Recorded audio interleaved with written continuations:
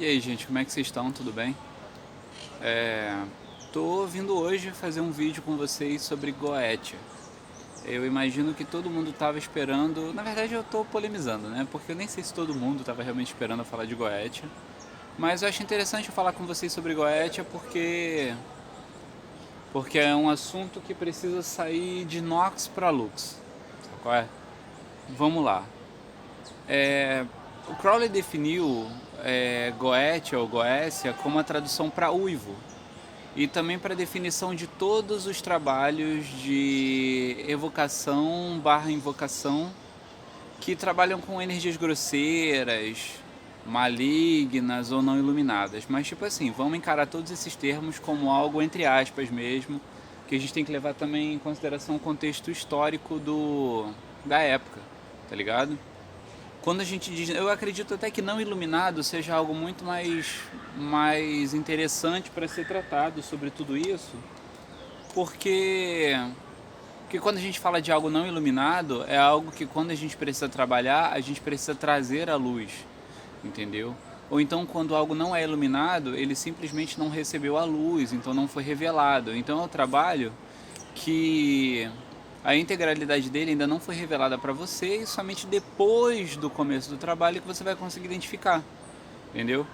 Como realmente o trabalho com a Goetia, que você pode ficar à vontade para trabalhar com qualquer daimon, que na integralidade você nunca vai saber exatamente como aquele daimon trabalha ou como ele mexe com você por dentro.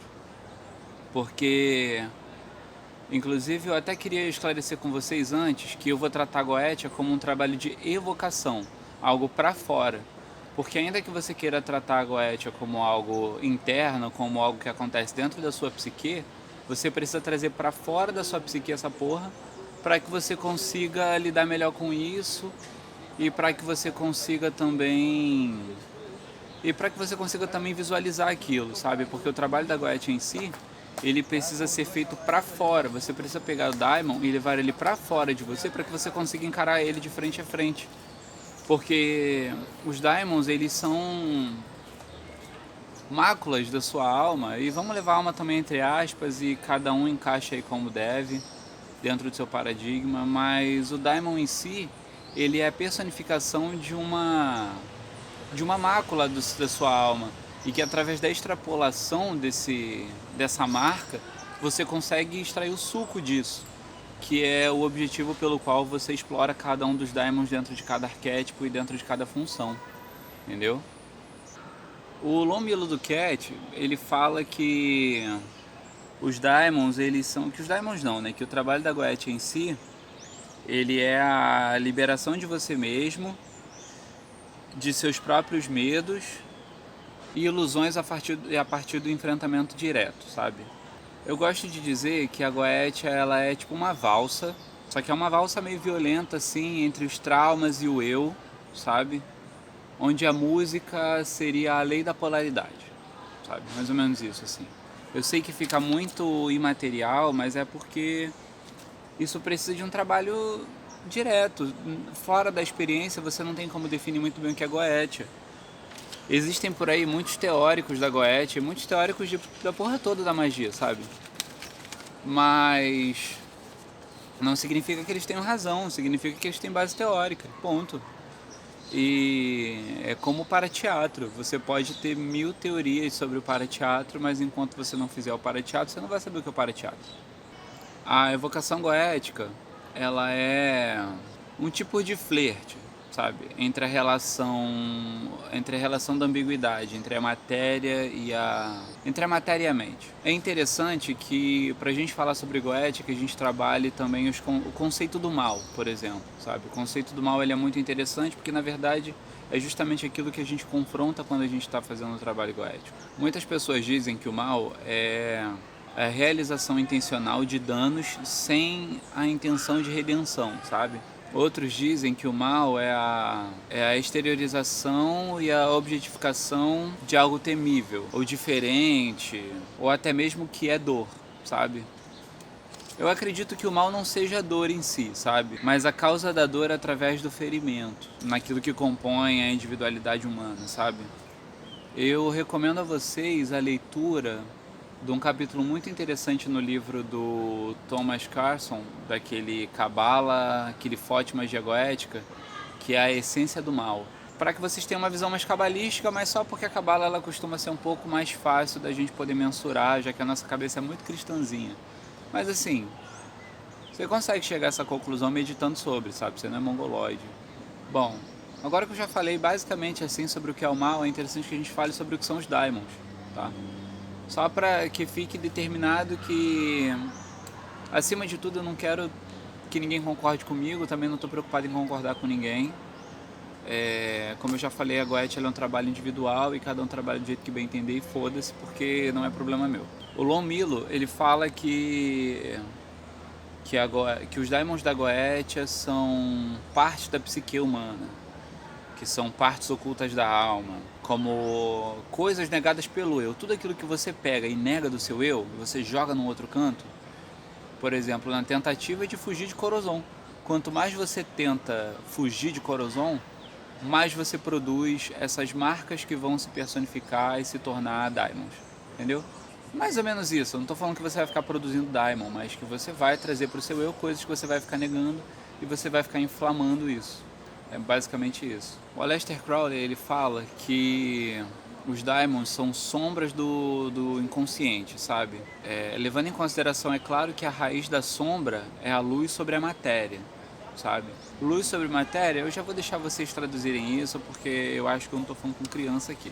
Olha, eu afirmo, sem a menor intenção, mais uma vez, de que vocês concordem comigo ou qualquer coisa do tipo, é que os daimons, assim como são sombras do nosso inconsciente, eles são seres completamente independentes e que habitam o seu plano de manifestação próprio, sabe? A diferença é que quando eu falo isso, todo mundo se espanta e acha que eu estou falando de, sei lá, de coisas realmente independentes, como seres fantasiosos e mitológicos. Mas assim, cara, se tudo é mental, a gente vive numa era onde a gente já consegue encarar tudo como sendo mental, a gente tem que entender que a mente humana, ela é capaz de se projetar em vários aspectos e ela é capaz de se tornar portal para inúmeras outras coisas. E como a gente não consegue mensurar toda a capacidade da mente humana, muitas coisas acontecem a partir do subconsciente. E o subconsciente ele vai trabalhando de uma forma que não é muito ordenada de acordo com a nossa vontade. Vontade não, com o nosso querer. Com a nossa vontade mas não com o nosso querer. Então eu acredito que a nossa mente humana ela seja capaz de produzir outros mundos. Porque se assim como a nossa mente, ela alinhada com a mente do todo, ela se torna una, significa também que outra projeção da nossa mente, unida à nossa, se torna una, mas que ela também consegue se dividir e projetar um outro mundo. A nossa perspectiva do mundo onde a gente vive é a projeção da nossa perspectiva através de uma mente universal. Por exemplo, dentro de uma perspectiva cabalística, se Malkuth, dentro do caminho do meio, é o desdobramento que foi se tornando palpável de Keter, que é um plano muito superior à nossa consciência comum, levando em consideração esse desdobramento, o daimon é o desdobramento de mim ou eu sou um desdobramento do daimon, que não vai fazer muita diferença. Não importa exatamente se os fenômenos da Goetia são ilusões ou não, sabe? Na verdade, eu só estou trazendo vocês aqui para falar um pouco sobre alguns pontos de vista para a gente poder afinar a nossa linguagem. Porque o que eu queria falar com vocês sobre a Goetia em si é sobre não pular alguns passos da Goetia, porque eles se tornam interessantes, porque eu costumo dizer que o ritual completo da Goetia dentro do sistema de magia cerimonial, ele é como um sistema para manter um carro ok. Ainda que o carro seja automático, automaticamente ele vai passando as marchas, porque é necessário que ele passe as marchas para a ingestão de combustível e para que todo o sistema do carro vá se adaptando à velocidade, tanto de aceleração quanto de frenagem. Então, existe a invocação preliminar, existe a escolha dos nomes angélicos, não dos nomes angélicos em si, foda-se os nomes angélicos, mas dos nomes de poder. Crowley trabalhava com algumas utilizações enoquianas, outras pessoas utilizam nomes gregos, muitos telemitas utilizam nomes gregos, outras pessoas nomes em latim, outras pessoas utilizam nomes de servidores. Não vou ficar aqui debatendo se nome de servidor é bom ou não para ficar usando na Goetia, que não cabe a mim e isso é algo que vocês têm que estudar. O problema é que vocês acabam pedindo muita opinião das pessoas e esquecem de escrever no Diário Mágico e de reler o Diário Mágico. Mas a dica mesmo é não pulem as etapas do ritual da Goetia, sabe? É interessante que vocês entendam que a invocação preliminar ela é muito importante, a evocação preliminar. Ou invocação, foda-se, não é muito interessante isso. Mas é importante que vocês percebam que na invocação preliminar existe um trabalho com os elementos. E aquilo ali serve para que você se integre àquele ecossistema após um banimento para a limpeza do espaço, para que você consiga moldar melhor aquele espaço, para que você não se torne uma energia agressiva ao espaço, porque cá entre nós os elementos são muito mais poderosos que nós. Existe uma definição que o Crowley gostava de dar entre magia e magic, onde a magia é o momento em que você trapaceia com a natureza. E a magic não, a magic ela está alinhada diretamente com a vontade, e a vontade ela está alinhada com o todo. Então, para que você não cometa a magia e trapaceie sobre a natureza, é interessante que você respeite a invocação preliminar. Porque quando você não respeita a invocação preliminar e trabalha com os elementos, você faz como se fosse amarrar uma corda numa árvore, e aí você vai puxando e puxando e puxando. Você vai conseguir dobrar aquela árvore? É muito provável que sim. Óbvio que, né, respeitando a largura do tronco, a rigidez e tudo mais, mas é natural que a mente humana pense que a gente vai dobrar aquela árvore. Mas a natureza é tão foda que em determinado momento a tensão vai ser muito grande e aquela árvore ela vai voltar para o estado natural que ela estava, e você segurando na corda, ela vai te lançar para longe dela, sabe? Então é por isso que é interessante que você respeite a invocação preliminar, que você trabalhe com os elementos e que você compreenda os elementos antes de fazer. Porque como eu havia falado em outro vídeo sobre o RMP, é muito interessante o RMP para um banimento ou para uma invocação, mas desde que você saiba para que você está fazendo aquilo ali, qual é o pentagrama que você está utilizando, o porquê daquele elemento que você está utilizando e quais elementos seguem aquela programação. É interessante, inclusive, reconhecer qual espírito que você vai utilizar. Eu recomendo sempre a utilização de um oráculo, nem que sejam 72 pedaços de papel dentro de um saco, e você sacode ele, sorteia um e, sei lá, joga para o universo.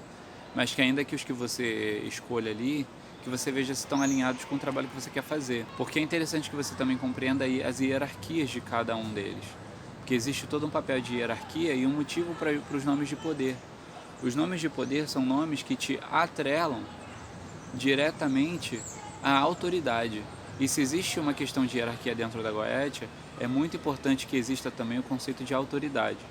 E coisas que justifiquem a sua autoridade sobre o aspecto daquele daimon. Não espere que o daimon vai te tratar de igual para igual. Até porque o daimon é uma parte que não é de igual para igual com você, porque o jeito que você se vê não é o jeito que o daimon te vê. Até porque se tratamos o daimon como algo que é uma mácula nossa, cá entre nós que quem sente dor vê as coisas diferentes. Respeitem os banimentos e respeitem também os momentos de saída, porque você não pode simplesmente encerrar uma evocação Goetia na hora que você quer. É que nem quando a gente era criança e fazia a brincadeira do copo e a gente tinha que pedir para sair, lembra? É exatamente a mesma coisa. Você começou um trabalho e você tem que entender que esse trabalho ele existe um momento para começar e um momento para terminar. Você precisa entender que se você chegou até aquele momento e você precisa lidar com algo que aquele daimon também tem para te passar, mesmo que seja na experiência de estar na presença dele, você precisa reconhecer que você precisa fazer aquilo até o final. Um trabalho de Goetia não pode acabar quando você bem entende. Tem que acabar quando realmente tudo já foi dito. Porque você precisa entender que se o daimon ele está ligado diretamente ao seu subconsciente, ao seu inconsciente, seja lá como você quer chamar, ele tem coisas para dizer que talvez você não entenda. E é muito interessante que vocês estudem o Arcano do Louco para isso. É isso, acho que eu falei pra caralho. Só aqui de gravação já tem uns 24 minutos, não sei quanto tempo isso vai durar. Mas era isso que eu tinha pra dizer pra vocês, assim. Era um papo bem rápido sobre Goetia, acabou levando 20 e tantos minutos. Eu espero que leve menos depois que eu editar. Me sigam nas redes sociais. Minhas redes sociais são todas essas aqui que estão aparecendo. Fiquem com Deus e cuidado com ele.